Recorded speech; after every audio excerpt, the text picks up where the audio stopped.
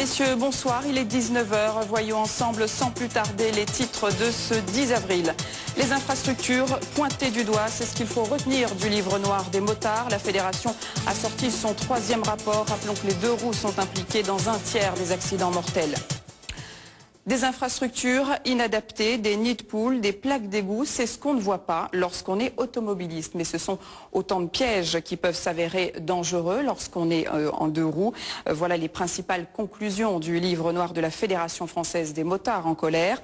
Alors pour bien comprendre les dangers de la route vue d'une moto, je vous propose d'embarquer sans plus tarder avec Mathieu Honnet et Joe Etève. Nous sommes dans le centre-ville de Saint-Denis pour une balade dominicale à moto. Et même là, le danger est à chaque coin de rue.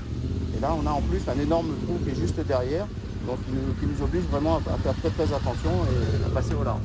Bouches d'égout déformées, bandes blanches extrêmement glissantes ou blocs de pierre coupants à fleur de trottoir.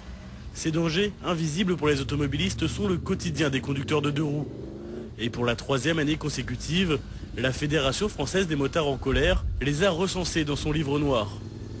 Une centaine de lieux dangereux sont pointés du doigt, mais ce n'est que la partie visible de l'iceberg. Si on devait vraiment tout compter, ça serait des milliers. Là, on a sorti ce livre noir pour essayer de mettre les choses les plus marquantes, voilà, les choses qui sont vraiment difficilement compréhensibles. Mais après, c'est au jour le jour, on en a partout. Alors que l'an dernier, à La Réunion, 23 personnes ont perdu la vie sur un 2 roues et que les infrastructures sont en cause dans un tiers de ces accidents, le livre noir tente aujourd'hui d'alerter les pouvoirs publics et de sensibiliser une fois de plus une communauté se devant d'être constamment vigilante. À part la route des Tamarins, parce qu'elle est neuve, elle n'a pas eu le temps d'être usée, on va dire. C'est vrai que le reste d'infrastructures routières sur l'île est quand même assez dangereuse. Ouais. L'attitude du motard, c'est être très vigilant, anticiper longtemps à l'avance. Il faut être vigilant et tout le temps faire gaffe. Sur les routes ou en ville, et quels que soient les dangers, les chiffres font froid dans le dos. En cas d'accident, un motard a 19 fois plus de chances qu'un automobiliste de perdre la vie.